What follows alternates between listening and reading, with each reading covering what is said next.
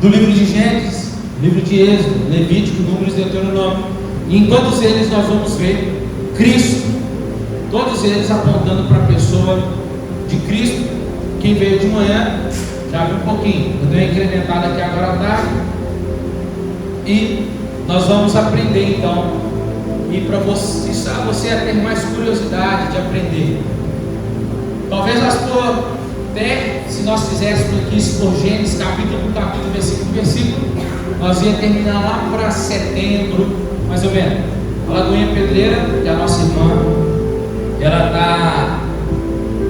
eles começaram no meio do ano passado expondo Gênesis, e hoje, na quarta-feira que vem, eles vão entrar no capítulo 39 de Gênesis ainda. Falta ainda mais 10 capítulos ainda pela frente. E aos domingos eles estão expondo Atos dos Apóstolos. Logo eles também estão concluindo Atos.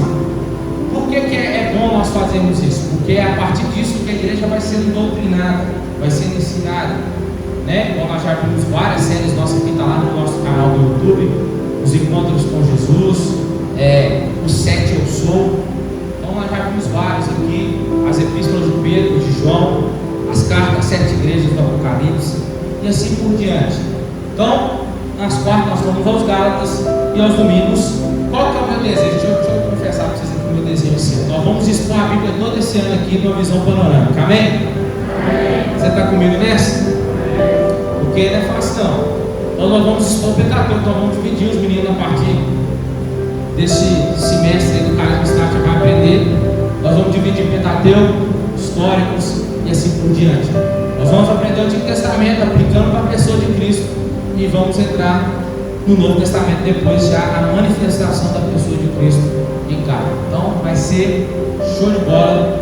Deus me dê graça, força para estudar também. Deus me ministrando aqui conosco também. Então vamos lá, abra sua Bíblia comigo no livro mais difícil de encontrar, livro de Gênesis.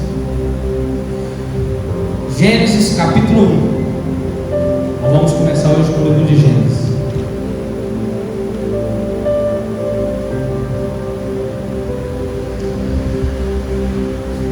Quem encontrou? Bom demais, hein? Vamos lá. No princípio criou Deus os céus e a terra. Só terra. Você deixa a Bíblia aberta. Então vamos lá. O Antigo Testamento, nos termos do cristianismo, ele é o mais negligenciado do que o Novo. Por que não dizer pelos críticos da Bíblia, um dos livros mais criticados do Antigo Testamento é o livro de Gênesis. Primeiro, porque os leitores não conseguem entender claramente a mensagem ali que Deus, através da pessoa de Moisés, do Pentateuco, quis expor. O Antigo Testamento, o pano de fundo histórico com base no qual somos capazes de compreender o Novo como isso, torna-se tão, podemos dizer, o Antigo Testamento ele se torna tão claro para nós quando nós lemos o Novo. Só o Novo contém mais de 600 referências ou alusões do Antigo Testamento. O Antigo Testamento traz o relato de acontecimentos naturais, guiado pelas sobrenaturais, pelas obras sobrenaturais de Deus, e a elas estão relacionadas. E só pode ele ser interpretado de uma forma adequada quando em suas páginas são reconhecidas o natural e o sobrenatural de Deus. Os 5 livros do Pentateuco, os 5 rolos, foram escritos com uma unidade ininterrupta. O que é isso? É uma consequência histórica em cada livro, começa aqui, o outro termina aqui. Não é uma história sem pé e sem cabeça, que tem um começo, mas não tem fim. Não, Deus fez questão de nos ensinar através disso. Deus ele é muito coerente com tudo aquilo que ele ensina, e tudo aquilo que ele ensina ele tem um começo, tem um meio, tem um fim. É por isso que ele diz: eu sou o começo, mas eu também sou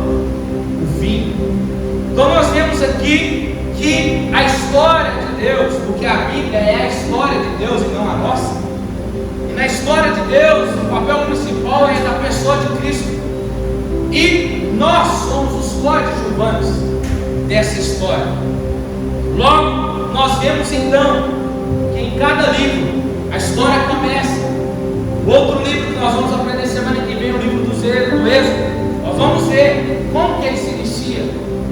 Se inicia de uma forma tão linda, porque o livro de Gênesis termina, nós vamos aprender aqui mais à frente, ele termina falando da morte de José. Mas o livro de Êxodo se inicia em outro tempo. Mas por quê? Você vai aprender semana que vem para você não faltar. Moisés, então, ele foi o escritor que Deus deu a ele essa graça de escrever. Nós podemos ver em Êxodo 17:14. Então disse o Senhor a Moisés: escreve. Nós vemos em Números 33:2. Moisés registrou todas as coisas que o Senhor falara. Deuteronômio 31:9. Moisés escreveu a lei. Josué 1:8. Não se aparte da tua boca o livro dessa lei, antes medita nela de dia e de noite, para que tenha cuidado de fazer conforme tudo quanto nele está escrito. 2 Reis 21:8. Para que não ande mais errante o pé de Israel dessa terra que tem dado a seus pais, contanto que somente tenham cuidado de fazer conforme tudo que está escrito e ordenado, conforme a lei de Moisés. Então nós vamos ver isso. E essa é a posição do cristianismo, que de fato foi Moisés que escreveu. E assim também deve ser a nossa, ou melhor, o nosso posicionamento quanto este, que tem várias linhas teológicas, e às vezes vão dizer que não foi Moisés. Mas a única parte que Moisés não escreve é sobre a sua morte, lá no final de Deuteronômio, que com certeza pode ter sido o seu sucessor, Josué. E além disso, nós podemos, por que não dizer, daquele que teve uma formação escolar, uma das mais top da época, que foi elegido, Moisés.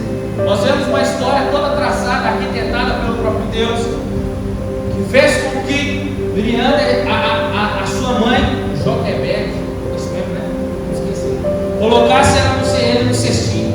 Ele foi, atingiu lá até, Miriam foi acompanhando de longe, chegou lá, a filha de Faraó pega. Isso tudo tem um propósito, tudo é Deus escrevendo a história, Deus traçando, cumprindo o seu propósito.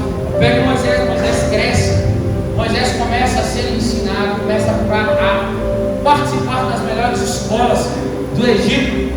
Então, de fato, Moisés era o único capaz de ser o escritor desse livro. Moisés então escreve esses livros, e quando Moisés estava na peregrinação, Moisés vai escrever esses livros quando ele estava na peregrinação com o povo de Israel no deserto, mais ou menos ali 40 anos andando no deserto, em das suas viagens, aonde Deus foi se revelando ao povo de Israel. E nós temos convicção que o livro de Deuteronômio ele foi escrito perto da entrada da terra prometida. Moisés sobe ali perto das terras de Moabe, ele sobe ali e vai pegar todos esses livros, coloca o povo assentado e vai começar a desenrolar os 5 rolos ali do povo. Por quê? Porque os israelitas, a visão de mundo que eles tinham era uma visão egípcia, babilônica, totalmente diferente. Uma visão que veio dos egípcios. A visão de Deus que eles tinham era uma visão egípcia. Assim como os seus ancestrais, os mesopotâmicos. Então eles tinham muita confusão a respeito da criação do mundo. Como eles tinham chegado à atual situação em que eles estavam. Como que Israel veio a existir? Quem somos nós? Como que nós surgimos? Então Moisés vai fazer esses 5 grandes discursos, de Gênesis a Deuteronômio, sobre toda essa confusão. Com que propósito então Moisés escreve esses livros? E viesse a dizer para o povo do deserto. Primeiro, que Moisés queria reinventar, no sentido sentido, a visão de mundo, a cosmovisão daquele povo, do mundo de Israel, do mundo sentido de Israel. Por quê? Eles tinham perdido o conceito de Deus totalmente. Totalmente tinham perdido o conceito da pessoa de Deus.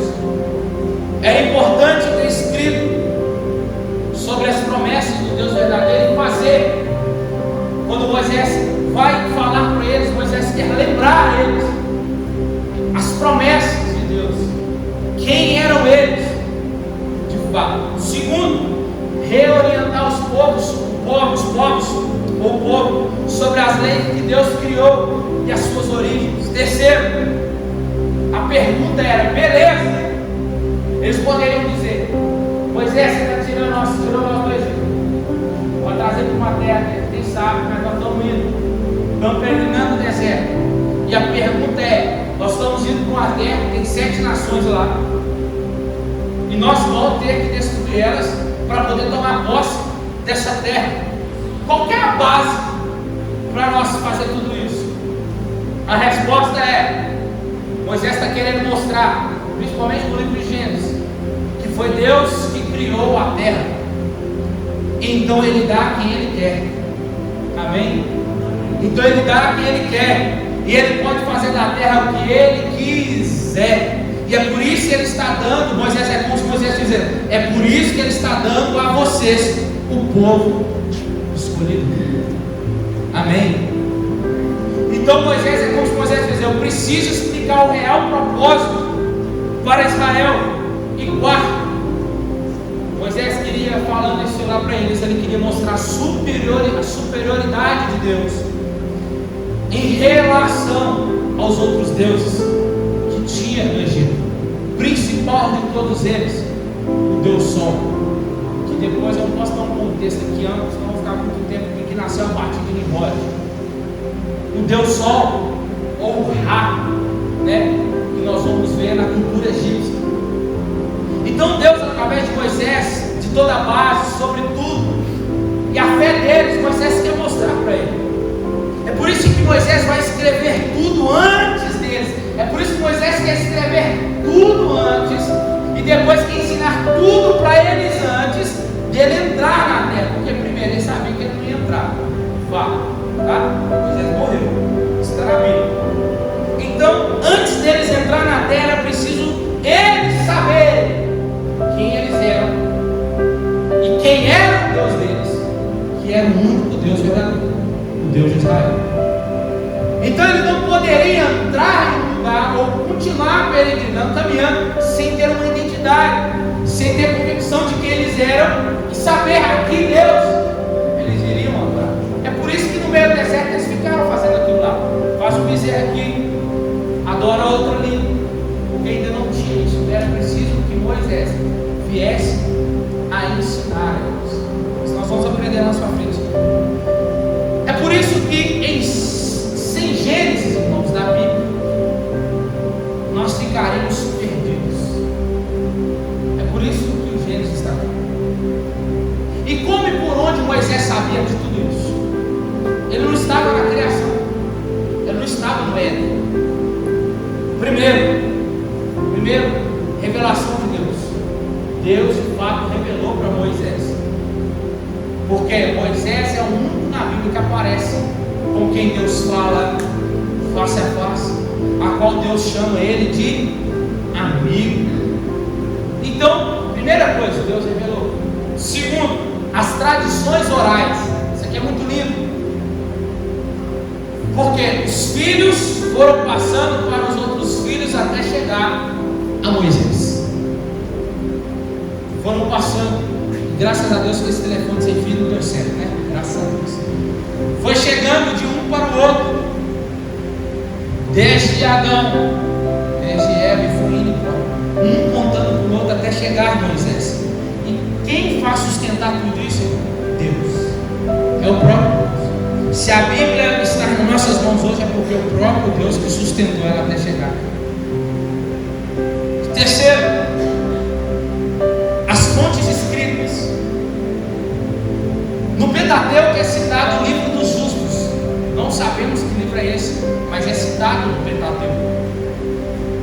E é verdade que existem sim relatos dos sumérios, que a própria Bíblia vai dizer sobre ele, dos babilônicos e egípcios, sobre como tudo começou. Cada um deles tem uma ideia, e uma ideia principal que eles têm era que a terra era sem forma e vazia e habitável, trevas. E eles diziam, os relatos das tradições deles dizem que e os deuses brigavam entre si. Quando, se você for ler algum desses relatos, você vai ver que tudo isso aponta para as Escrituras, que é onde explica de fato para nós o que é.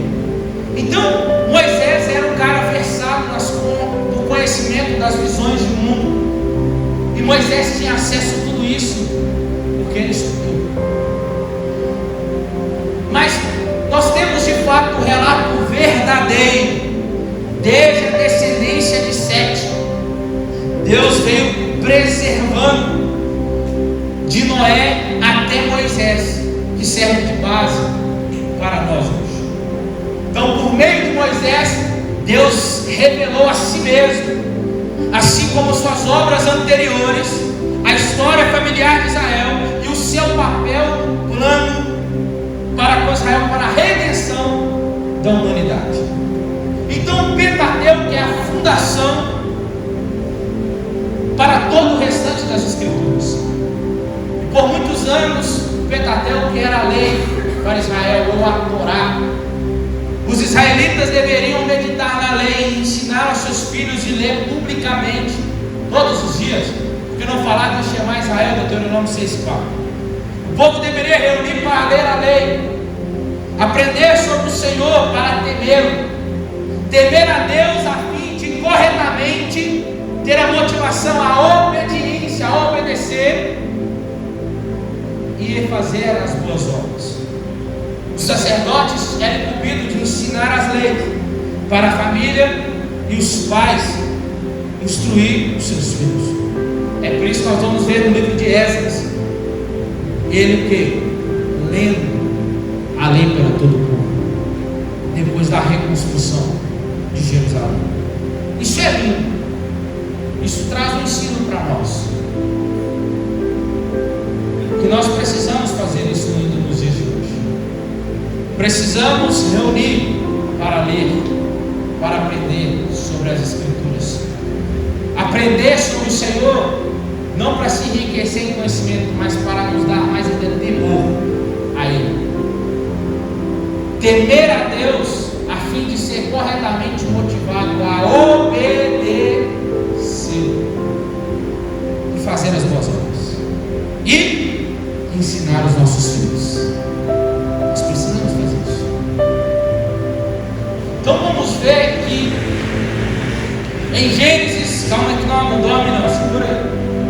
Hoje, só olho para você, porque esse tem esse contexto todo, na parte dessa minha fica mais tranquilo. Eu vou entrar em Gênesis aqui agora. Gênesis então ajudou Israel a entender a origem e a natureza da criação, o trabalho humano, o pecado, o casamento, o homicídio, a morte, a bigamia, os idiomas, as culturas.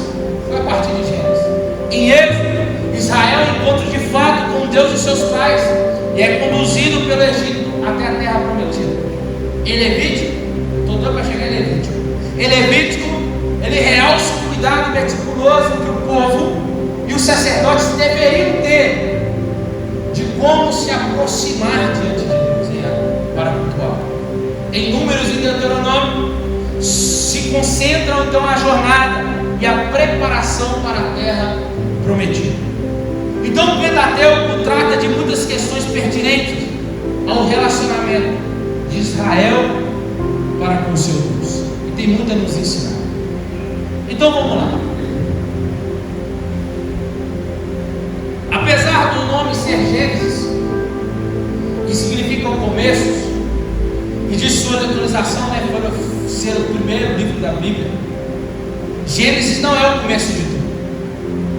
Nós acabamos de ler Gênesis 1:1. No princípio criou Deus. Bereshit bara Elohim. O derrubar se refere aqui o quê? Se refere a Deus. Nunca nós vamos ver esse termo relacionado ao homem. O que significa esse termo? Que Deus cria do nada. Deus não precisa de matérias para criar. Ele criou tudo. Ele cria a partir do nada.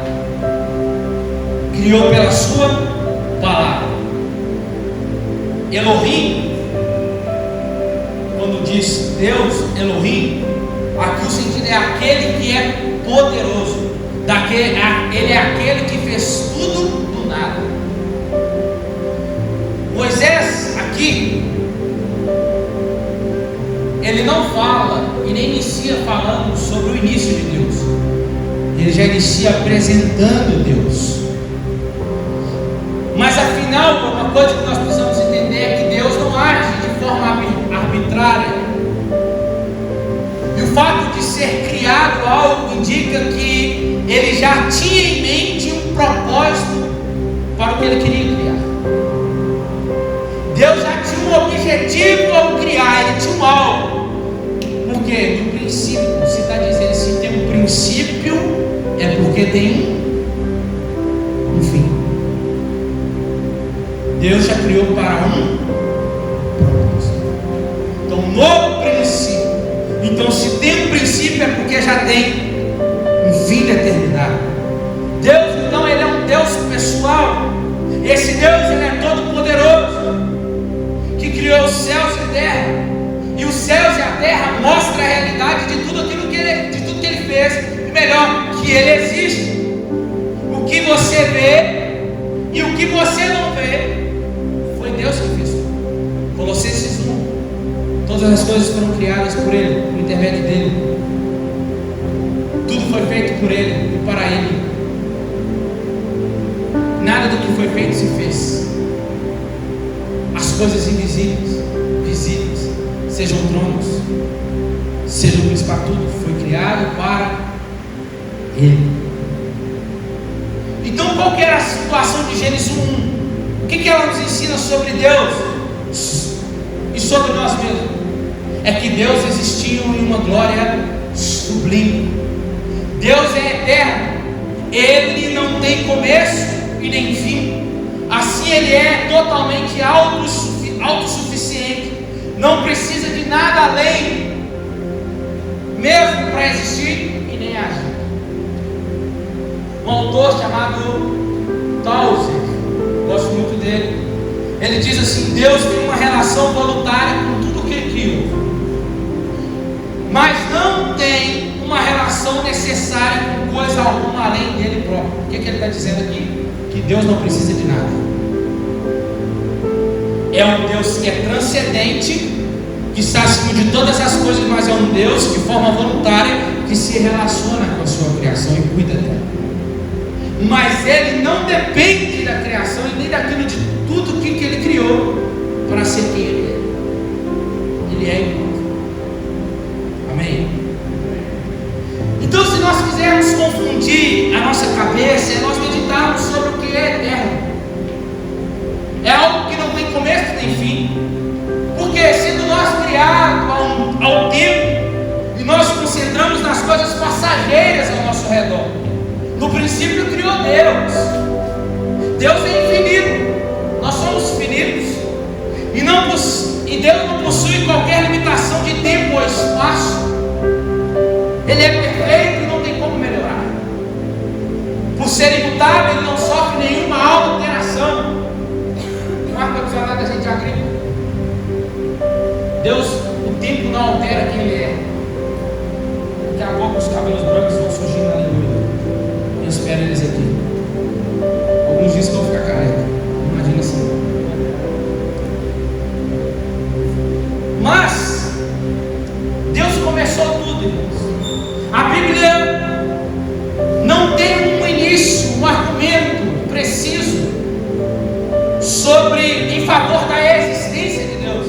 Uma coisa ali que a Bíblia não quer provar: Deus existe. Mas a nossa existência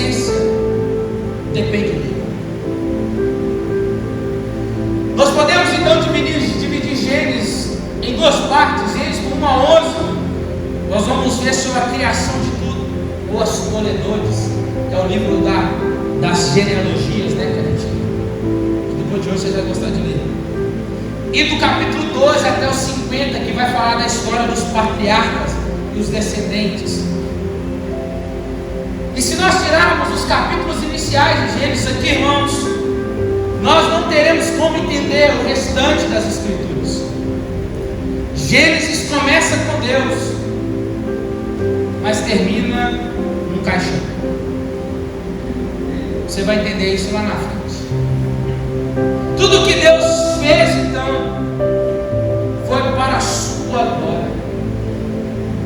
Tudo que Deus fez é para convergir nele mesmo.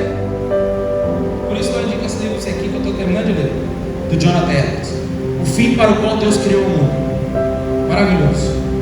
Deus criou tudo para louvor e para a sua glória, para convergir tudo nele. Então, quando nós lemos Gênesis, que é a narrativa da criação, mas também demonstra os fracassos do homem, descobrimos então todavia que Deus vai ao encontro de cada um desses fracassos, porque Ele é um Salvador glorioso. E em muitos sentidos, Gênesis é o mais importante livro da Bíblia, pois é a sementeira de toda ela. Todos os grandes fatos e verdades se encontram nela. Gênesis é o alicerce sobre o qual Deus constrói a revelação da verdade. E nesse livro de princípios, Deus revelou a si mesmo, assim como revelou aos filhos de Israel uma nova forma de ver o mundo, uma forma que Ele tem. Antes, o Deus de Israel, ele se distinguia, sim, claramente dos deuses dos seus vizinhos. Outrora nós podemos ver, no decorrer, somente no livro histórico, nós vamos ver, quando Israel pede um rei para si. Está lembrado? Porque ele olha as outras ações. Primeiro que em Êxodo eles já querem construir um Deus, constrói o que? Um bezerro. Nós queremos um Deus que vai adiante de nós, que fique conosco, dá uma cara para o nosso Deus. Aí chega lá,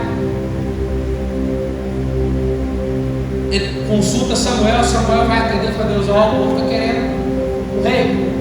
E Deus diz assim: será que eu não basto para eles? Ah, Deus, eles querem, então vai lá e escolhe lá. Aí vai Saul. E a gente conhece a história do que acontece. Deus se distinguia, a forma de Deus nós vamos ver em Êxodo, Levítico principalmente. O povo de Israel, Deus tratava, como Jesus disse, como quantas vezes eu quis juntar as galinhas, ou melhor, juntar vocês, como as galinhas ajuntam os pintinhos. Quantas vezes eu queria juntar vocês. Jesus retrata isso porque era o papel que Deus estava fazendo. Deus chama Israel de filho primogênito em Êxodo. Então, quando nós vemos que Deus queria ter a tratativa de Deus, como vou dizer, era de um pai, não somente de Deus, mas era de um pai. Então, quando nós vemos que Deus fala assim para ele: vocês são um povo meu, vocês não vão poder sair daqui para ir para lá, mas quem quiser de lá entrar aqui, tem que seguir as regras daqui, tem que servir ao único Deus, tem que submeter. Agora, se vocês saírem daqui para fazer lá, aí a história muda. E nós, infelizmente, nós vamos ver que Israel faz isso tudo ao contrário do que Deus manda. Nós vamos ver que Deus não deixa, Deus não ordena eles fazerem aliança com outro povo. O que acontece com Josué? Vai lá e faz uma aliança com os gibeonitas, lembra? E a ordem de Deus é: se fez aliança, tem que o quê? Tem que cumprir com essa aliança. Agora o seu Deus será o meu Deus. Então Josué, qualquer guerra que viesse com os gibeonitas, Israel teria que entrar para proteger. Então a ordem de Deus era sempre o quê? Ficar perto dele, permanecer, seguir as suas regras. Então Deus se distinguiu dos outros Deus por causa disso. E nós vemos em Gênesis, são revelados os seguintes fundamentos teológicos: Deus Pai, Deus Filho, Deus Espírito Santo. O ser humano, o pecado, a redenção, a aliança, a promessa, Satanás, os anjos, o reino, a revelação de Israel, a bênção e o juízo. Então vamos lá, a criação, capítulo 1 e capítulo 2. Ao levantar-se então ouve-se uma voz, e a voz de Deus, pois no princípio Deus estava lá. Ele falou pela sua palavra, os mundos se formaram. Hebreus 11:3, pela fé entendemos que os mundos foram criados pela palavra de Deus, de modo que o visível não foi feito daquilo que se vê. Deus criou o universo para a sua glória, depois criou o homem à sua imagem, a qual o homem teria que ter comunhão com ele. Não, Deus não criou o homem porque ele queria ter comunhão, porque ele era um Deus, não precisa de nada, Deus não precisa de comunhão, mas nós precisamos. Deus nos criou para termos comunhão com ele, porque Deus já era feliz em comunhão, chama comunhão trinitária. Deus era feliz com ele, o Espírito e o Filho. Deus não precisava disso, não precisava de nada, mas ele decide para o quê? Para derramar o seu amor, para que estes que ele criou viessem o quê? Ter comunhão com ele. Deus sempre foi feliz em si mesmo, ele comungava de uma linda comunhão. O Senhor, ele é o único Deus, o Senhor. Deus é criador desse universo, e ele existiu antes de todas as coisas. Deus criou então o homem para ter comunhão com ele, soprou a vida num punhado de barro, modelando a sua imagem, fazendo Adão. Deus fez os seres humanos, conforme a Bíblia diz, como coroa de toda a sua criação. Tudo que Deus criou, seja céus, seja terra, luminares, animais, ele disse que era bom. Mas quando ele cria o homem, ele fala que era muito bom. É a maior criação de Deus. Então isso é que os homens e mulheres deveriam ter: comunhão e glorificar o Senhor. O princípio é que Deus nos cria para ter relacionamento com ele. Adoração é resultado, consequência de quem tem relacionamento. Eu só posso liberar palavras de elogios, de adoração, se eu conheço ele. Logo, não tem como eu falar que eu amo sem conhecer. Logo, não tem como adorar alguém que eu não conheço. É por isso que Paulo vai dizer em Atos capítulo 17: como é que vocês estão adorando a quem vocês não conhecem? Totalmente incoerente. É por isso que o propósito de Moisés era o quê? Ensinar o povo, aplicar para o povo quem era o Deus de Israel, quem era eles, para eles terem uma identidade e entrarem na terra prometida e desfrutar daquilo que Deus tinha para eles. Então, todas as coisas Deus criou para si e para a sua glória, mas algo acontece. Já viu quando a criança fala assim, está tudo muito quieto, eu lá vi o que aconteceu, né? Esse senhor pintou a cara toda de preto de tinta. Sobrou para mim que lá e saiu, eu fui lá para dentro, sobrou para mim. Estava tudo bem, mas algo acontece. Eu não quero muito detalhe aqui, não detalhe muito, porque senão perde não, vocês vão ganhar carisma, tá bom? Acontece algo no céu, alguém se rebela contra Deus, Lúcifer. Aí você pode ler lá algumas mensagens, alguns pregadores vão falar de uma forma alegórica, outros vão falar de forma literal, sobre Ezequiel 28, Isaías 14, Apocalipse capítulo 12 e Jeremias 4, 23 e 26. Lúcifer se rebela então contra Deus. O pecado, a maldade brota do seu coração, desejando ser igual a Deus. Deus então expulsa ele daquele lugar, do lugar santo mais ou menos, né? Porque tem como pecado no lugar santo. Aí eu depois explico para vocês melhor, porque ele estava no Éden. Ele desce expulso, chega aqui, está tudo bonitinho, está tudo certo,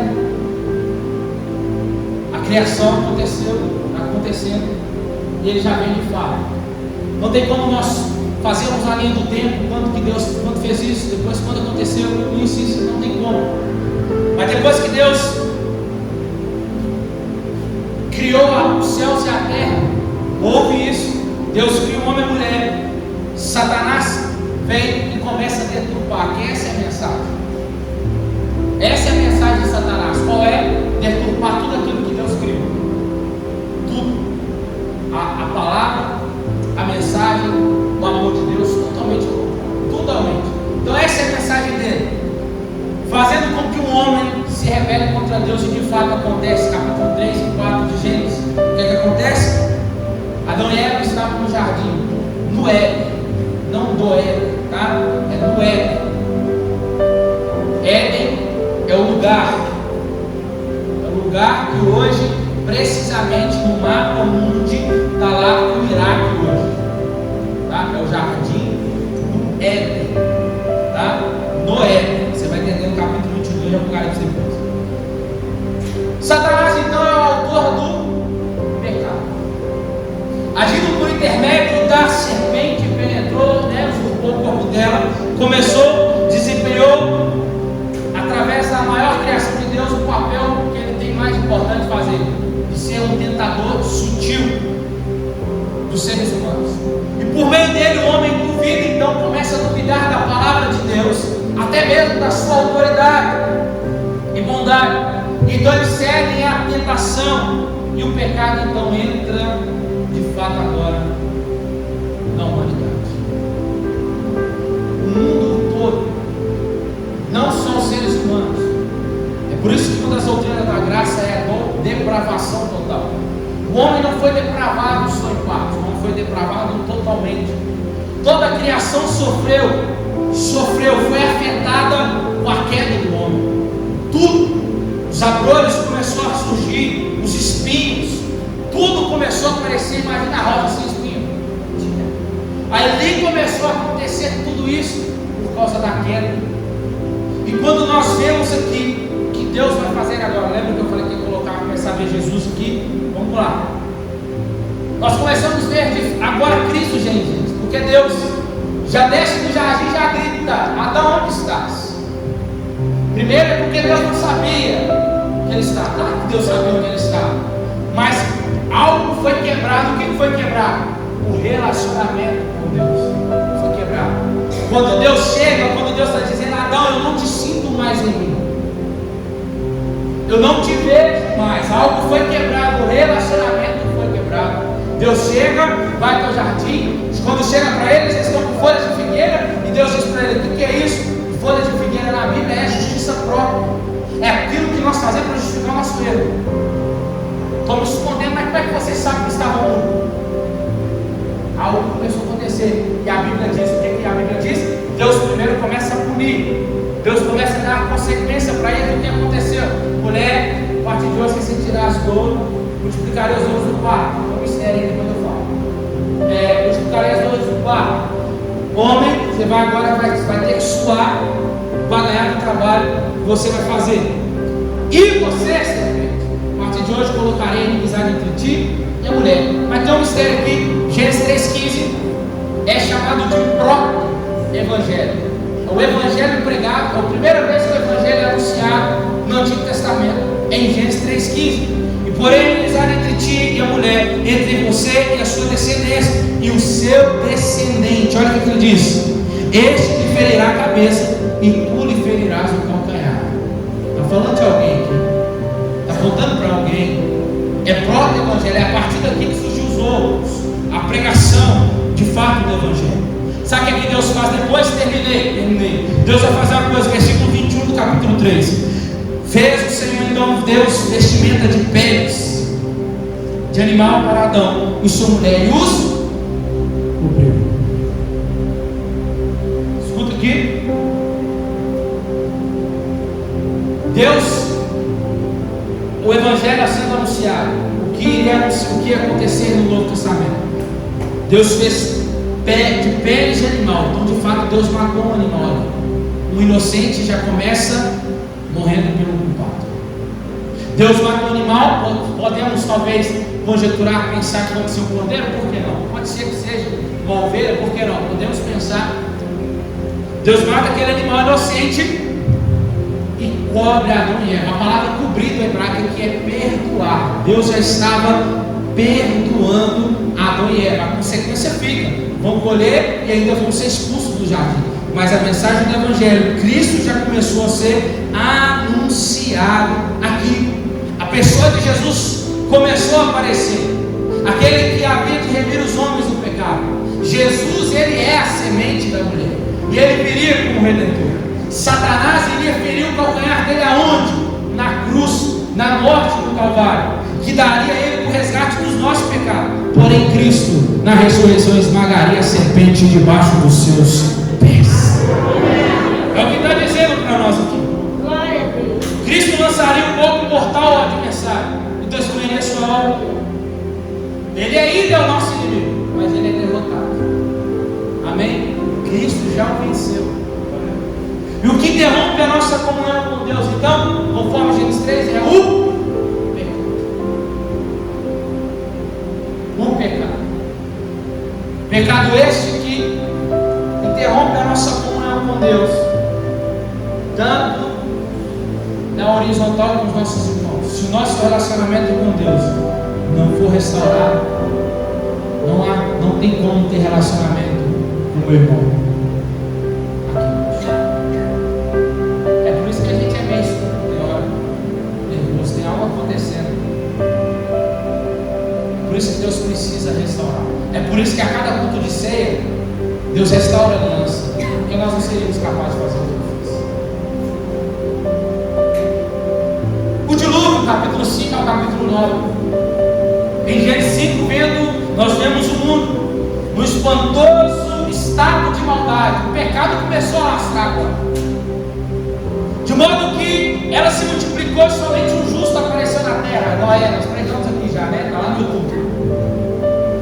Noé construiu a arca em obediência à ordem de Deus.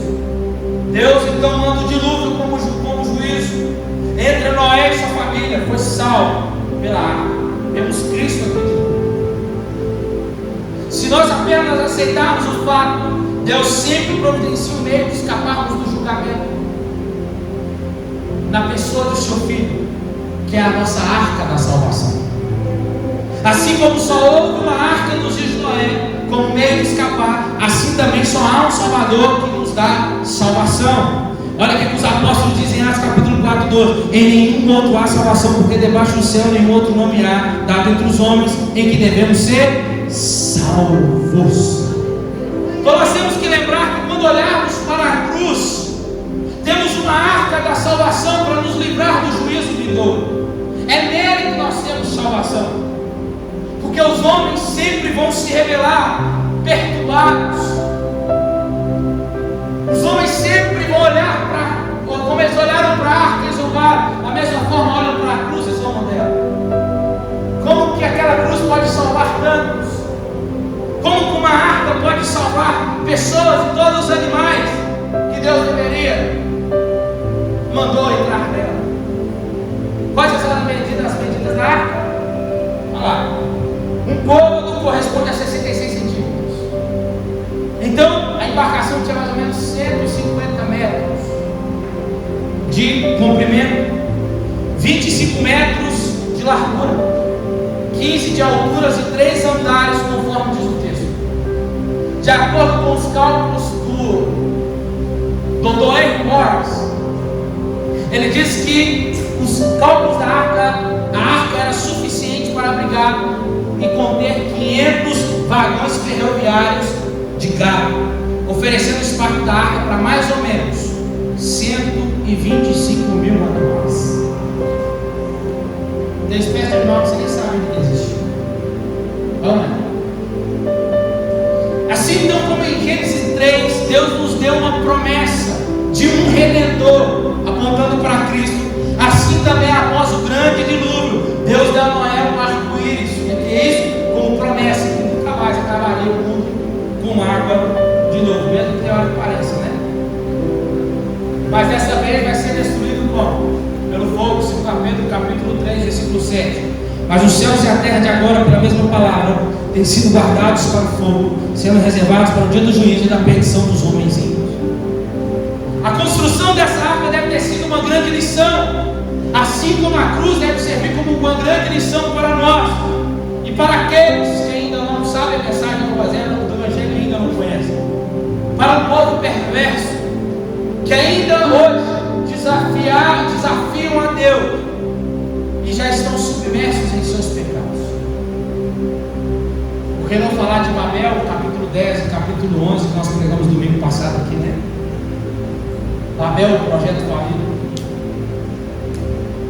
Nós sabemos que Deus dispersou toda a humanidade, fazendo a sua vontade, de Gênesis capítulo 1 versículo 28 por aí, e capítulo 9 de Gênesis, que vai dizer, é para você, a ordem é para vocês o quê?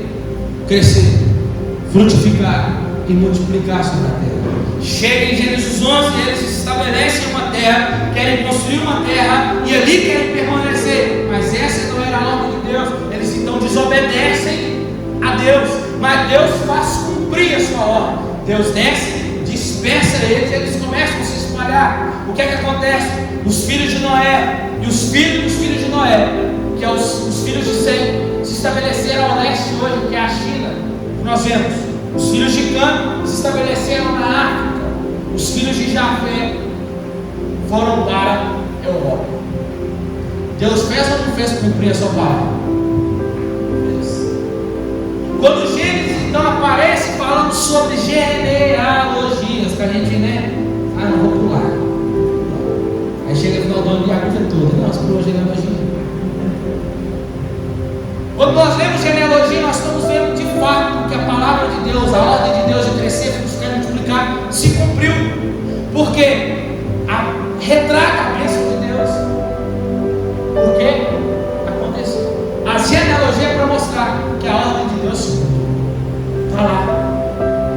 Por que não dizer de Abraão, capítulo 12 de Gênesis? Lembra que eu estou falando só por cima. Se a gente fosse detalhar aqui, a gente sabe. A cena se transfere das planícies de Siné, que hoje é a Arábia, para Ur dos Caldeus, uma cidade idólatra, e podemos dizer uma das maravilhosas, podemos dizer que ela seria hoje considerada uma das maravilhas, uma 7 maravilhas do mundo antigo. Só que hoje nada mais resta dessa civilização senão de muros, tijolos que estão lá, e oferendas que eram apresentadas aos deuses.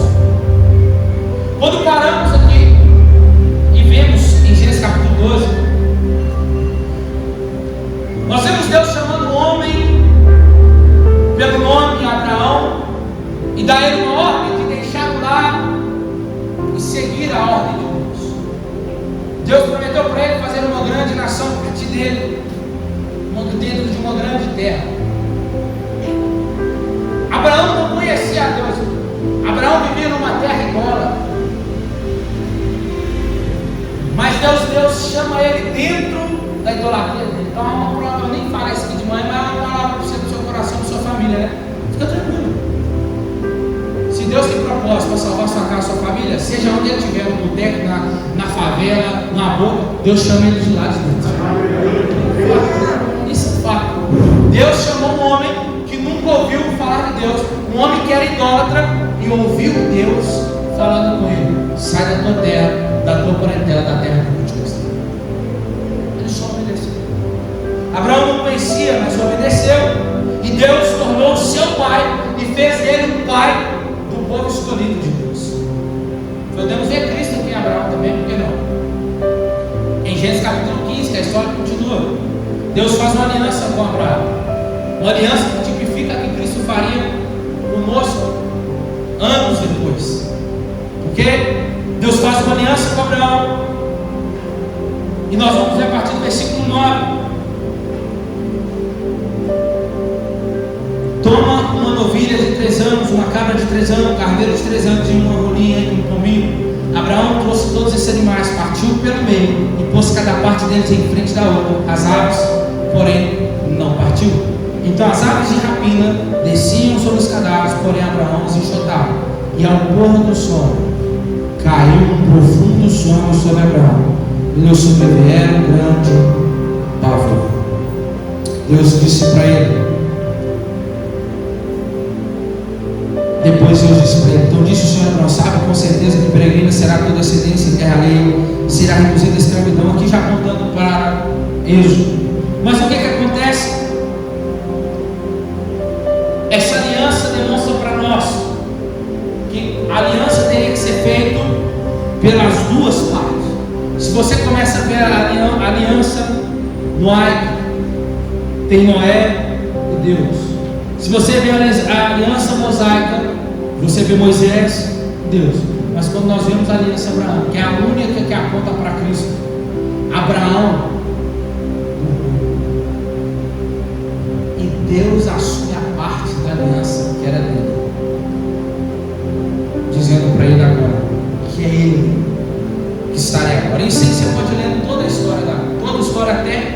capítulo aqui até o capítulo 17, que Deus vai falar novamente com Abraão.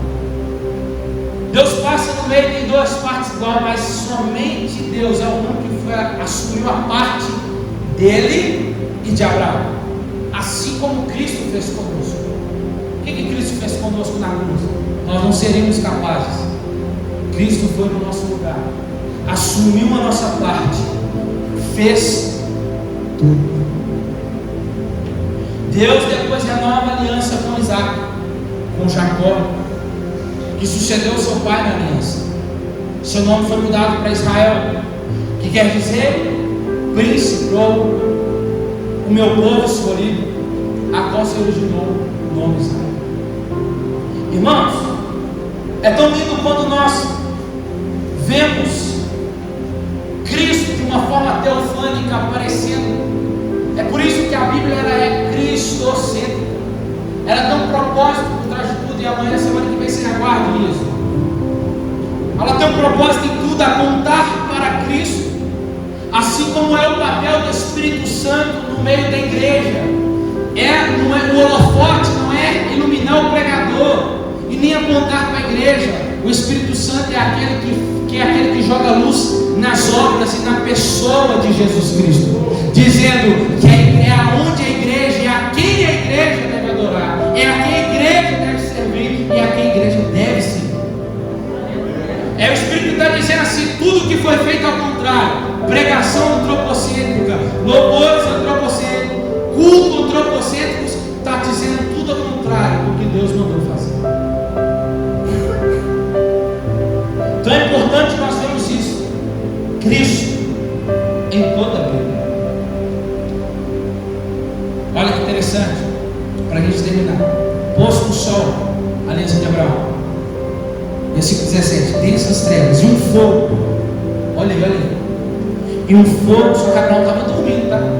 E um fogo fumegante, uma tocha de fogo apareceram e passaram por aquelas metades. O certo era os dois passarem.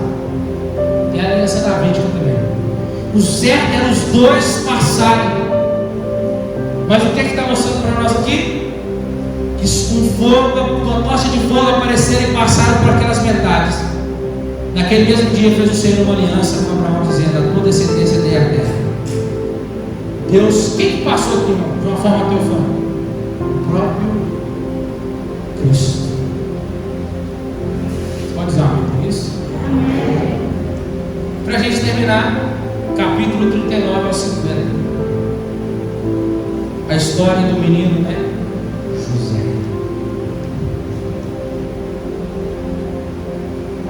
Como eu sei que vocês leem Bíblias, então ficou sentindo um recorde, povo unido. Vamos por. A cena final do livro de Gênesis desenrola-se no Egito. Deus permite que José fosse vendido. Faz parte do propósito. Seus irmãos invejosos vendem ele. Mas tudo era propósito de Deus para que eles viessem seguir até o Egito. O que aconteceu na terra deles? Houve uma grande fome. Vamos subir para o Egito. Lá deve ter pão. Sobem eles. José havia já sido exaltado ao posto de governador. Por isso os irmãos foram regiamente acolhidos por José. Tem tanta coisa boa nesse texto, não posso falar com. Podemos ver Cristo na pessoa de José. José é um dos caras do Antigo Testamento muito inteligentes, é o que mais tipifica a pessoa de Jesus. Mais. Assim como José foi vendido pelos irmãos, Jesus também foi entregue pelos seus. A reação dos irmãos de José reflete a mesma reação dos pecadores nos dias de Jesus. A mesma. Os próprios deles entregam. Aquele que era chamado por eles o sonhador era o único que poderia salvar eles da fome. Só que eles ainda não sabiam, mas era que era José. Mas era salvou. Da mesma forma, Cristo, que os homens ainda nos dias de hoje rejeitam, é o único. É o único que pode salvar. É o único que pode salvar um homem de uma eternidade sem Deus. José chegou como escravo, mas se tornou governador. Jesus veio como um cordeiro, tirou o pecado do mundo,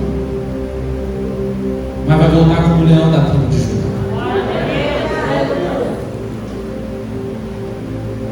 E tem uma promessa aqui, de novo, em Gênesis, apontando para Jesus. Gênesis capítulo 49, olha lá, versículo 10. Isso é lindo, isso é lindo. O que aconteceria com Cristo que iria redimir a humanidade? Versículo 10.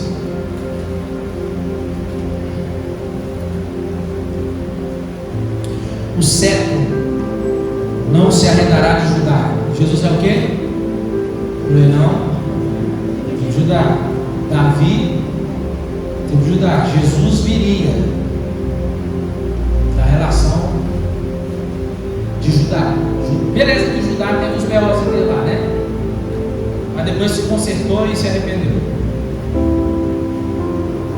O cetro não se arredará de Judá, nem o bastão de autoridade diante de seus pés. Está falando de que de trono, de autoridade. Até que venha Siló.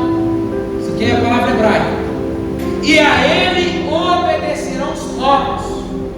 Opa! Olha o versículo 11. E ele amarrará o seu jumentinho à vide, e o filho da sua jumenta à videira mais excelente, e lavará suas vestes no lagar como vinho, e a sua capa em sangue de uvas. De que ele está falando aqui? Aqui está falando de duas situações: a situação de Jesus quando ele entra para dentro de Jerusalém, e sobre quando ele vai voltar para reinar. Ele virá, ele veio, amarrou o jumentinho, mas as suas vestes são lavadas no vinho, mas a sua capa está salpicada de sangue. Apocalipse diz que as vestes deles ficarão salpicadas do sangue dos seus inimigos. Ele veio, está apontando aqui, ele veio para morrer, vai estar dizendo. Ele também vai voltar agora para reinar, a qual todos os povos terão que obedecer. Autoridade. Lembra que eu disse que Gênesis começa com Deus e termina num caixão, com a palavra caixão? Olha lá. Assim morreu José com a idade de 110 anos, e depois que o embalsamaram, puseram num caixão no Egito. É para nos mostrar uma coisa aqui, que a morte marca a entrada do pecado no mundo. O salário do pecado é a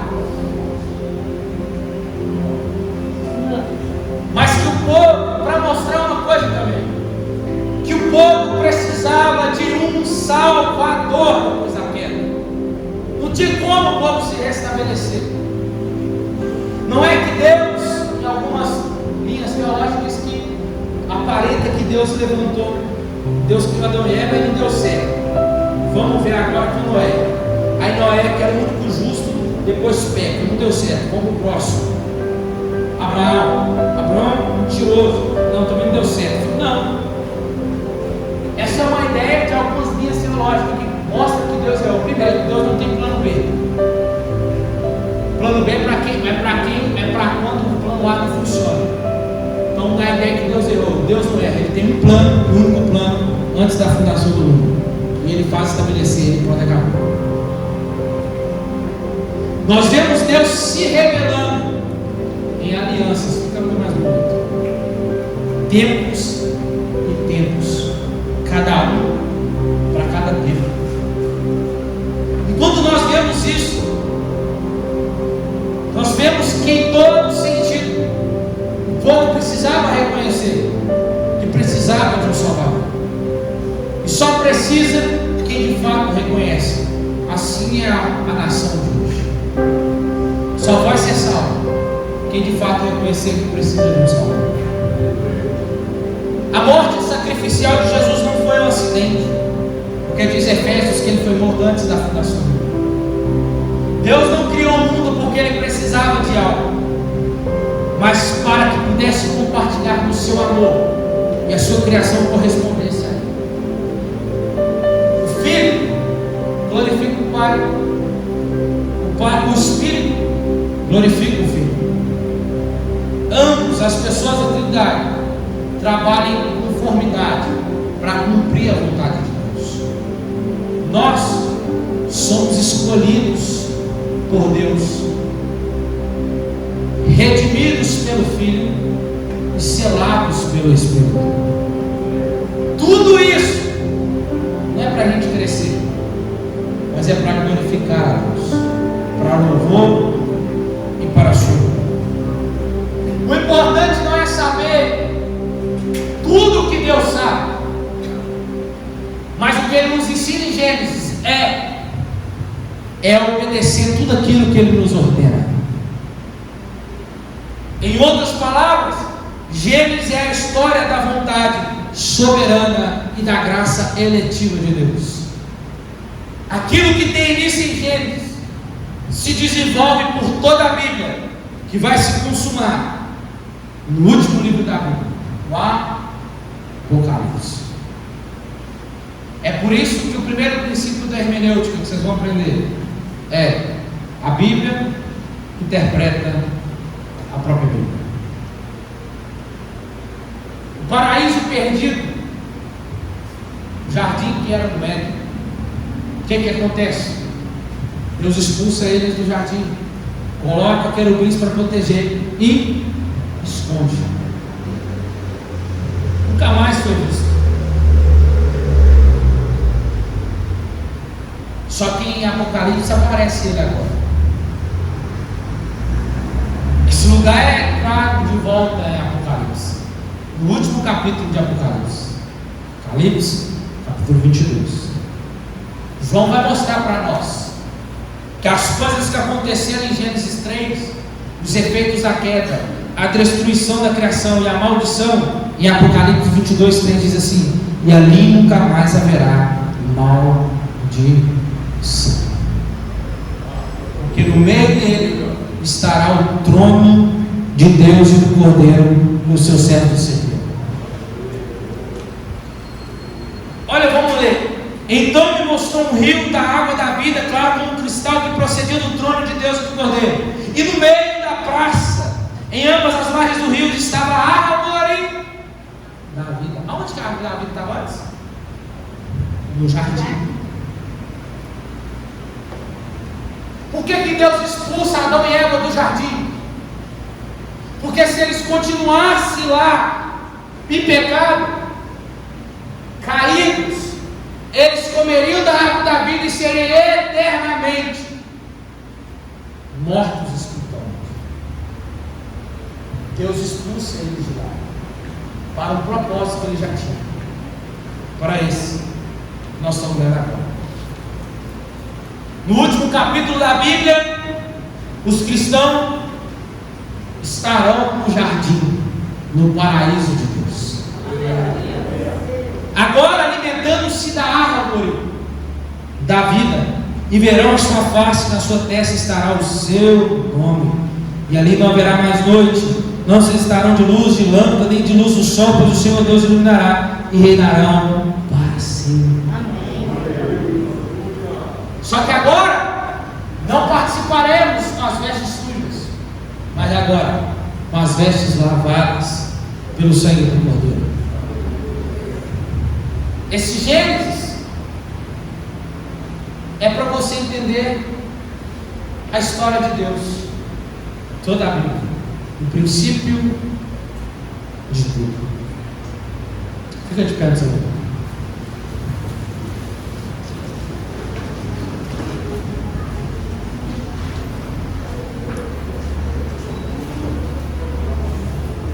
Tudo começa com Deus, tudo se converge em Deus. e tudo terminará com Deus. O seu propósito é esse. Assim como não há vida para o peixe fora da água, assim também não há vida para você fora de Deus. Você foi criado a partir dele.